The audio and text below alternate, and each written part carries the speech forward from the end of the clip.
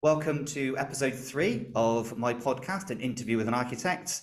And today I'm very pleased to welcome Perry Mears of Peregrine Mears Architects. Perry, if you can please introduce yourself and tell everybody about who you are and the practice. Good morning, Nick. So my name is Perry Mears, or Peregrine is my full name.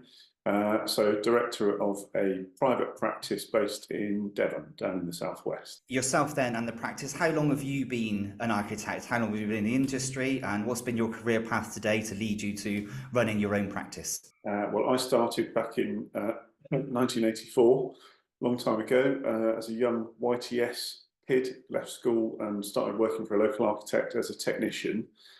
So I did that for 10 years, did ONC, HNC at college, and really did the sort of technical side. But my dream was always to be a chartered architect. Circumstances didn't allow when I was young, but I managed to sort of do it as a mature student. So I spent my years sort of bringing up stepchildren and family, but studying part-time through to get the REBA qualification. So we've been in business 20 years this year.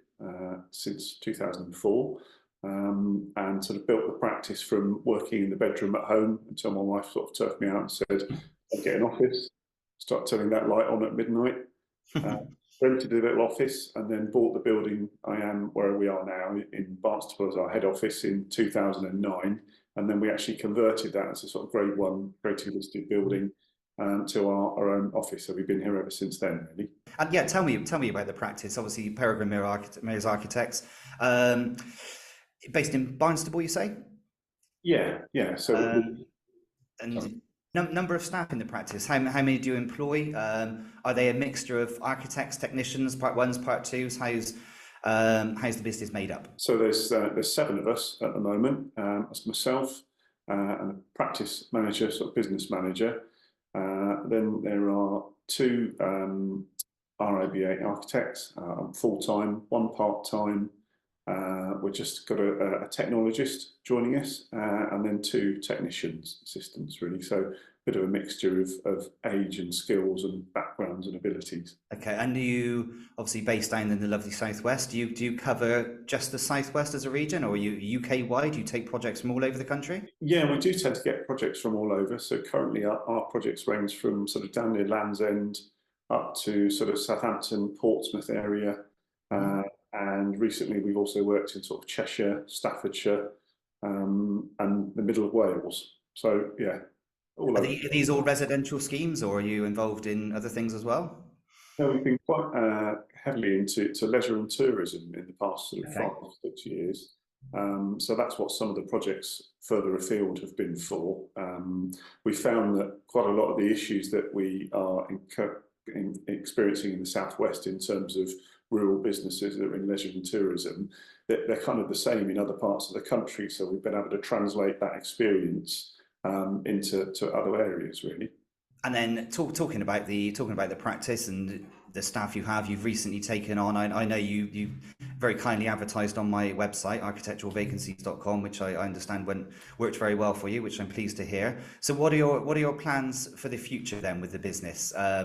We've talked about recruitment. You've obviously recruited recently. How have you found recruitment historically? Has it been a kind of challenge for you? Has that been because of perhaps location, as wonderful as it is? Is it what kind of challenges have you faced, and what's your plans for the future moving forward? Yeah, I mean, being in the southwest in a fairly rural area, we're not near schools of architecture, not near big urban centres. So the amount of people working in the industry locally is relatively small.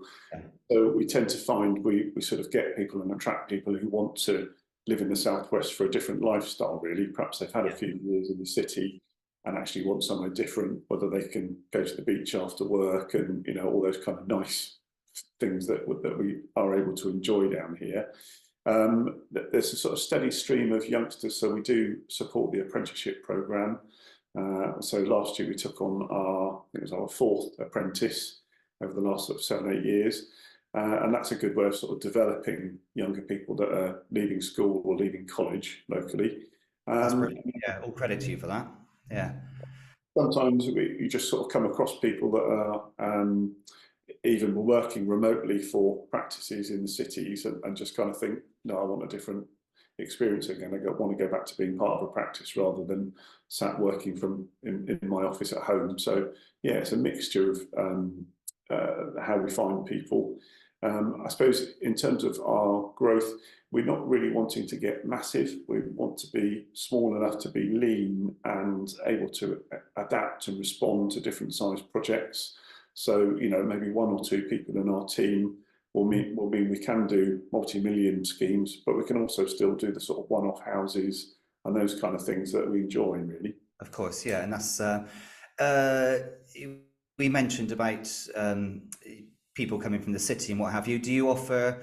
I mean, COVID changed things obviously hugely. Do you offer some sort of flexi working as well? Are you full-time, 5 days in the office? How do you operate? Yeah, I think that's part of life these days, isn't it? Everybody expects a degree of flexible working. So we'll adapt that to individual circumstances. We usually find perhaps 1 or 2 days at home is about enough for most people, because otherwise it can get a bit lonely. And the benefits of being in an office are you can feed off other people, you can bounce ideas around, you can share experiences, whether it's good or bad, and you've got someone else to talk to. And sort of collectively, you know, any team should be greater than the power of an individual, really. So that's the benefit. Yeah, no, I fully agree. And actually, it would seem from all of those that I talk about, all practice directors from around the country, that's a fairly similar model that everybody is kind of rolling out and working to. You mentioned the way that you're bringing people up through the ranks at the moment, which is all credit to you. I think that's a brilliant way of doing it. What are your kind of thoughts on the industry now? You obviously mentioned you came up through the youth training scheme back in the day, which I remember very well from the 80s. Again, showing my age. How do you kind of view the industry now of those youngsters coming up through uni, the salaries involved? There was something recently, I think it was on LinkedIn, about there was a part one in London and they were paid 23,000 a year, and obviously the cost of living in London very expensive, and they were talking about, you know, 23,000 not being enough as a part one based on all the training they've gone through and all the rest of it. But that is what it is. That's not going to change anytime soon. What are your kind of thoughts on that and those coming into the industry now? I guess there's always been a difficulty with students, particularly part one students. You know, they kind of want experience, but naturally they expect to be paid something. But employers, there's quite a long time before that person is really useful in generating fees. Yeah. So probably part one students get a bit of a raw deal in that respect, that they're you know, really wanting to get experience first. I mean, it is difficult. I mean, I can't imagine how people live in the cities on a salary like that, because, you know, you think, well, you could earn more as a bus driver or stacking shelves or anything really. But I think we all have a bit of learning and not pain to do it initially when you are starting out and just building your experience until you've got a point where you can start to be useful. There is that goes along with it. I think we're finding that certainly youngsters that are coming through the sort of apprenticeship route are generally pretty motivated, and I think that because there's different, more flexible options in terms of studying these days, I think that really helps people.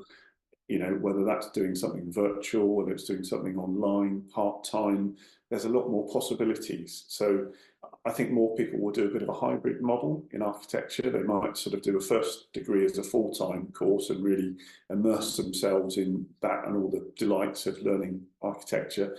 But maybe they'll sort of study part-time after that basis to build up experience and earn while you learn, kind of thing. I think that's a very important factor. And also, you know, the more experience you have, the more useful you are, really. Yeah, absolutely. I agree. And I think it's been something that's been talked about forever. But at the end of the day, you're going to go into the profession because you have a passion for doing so. It's, you know, it's an industry that people very well know that starting out the salary is not necessarily what you may want. But you are joining because you are passionate about the work that you're doing and the learning that you undertake and where your future will go. And you're a classic example of that. And you know, to where you've come today, from where you started on the YTS scheme, you're a shining example of how you can start to where you've come today. So it's brilliant.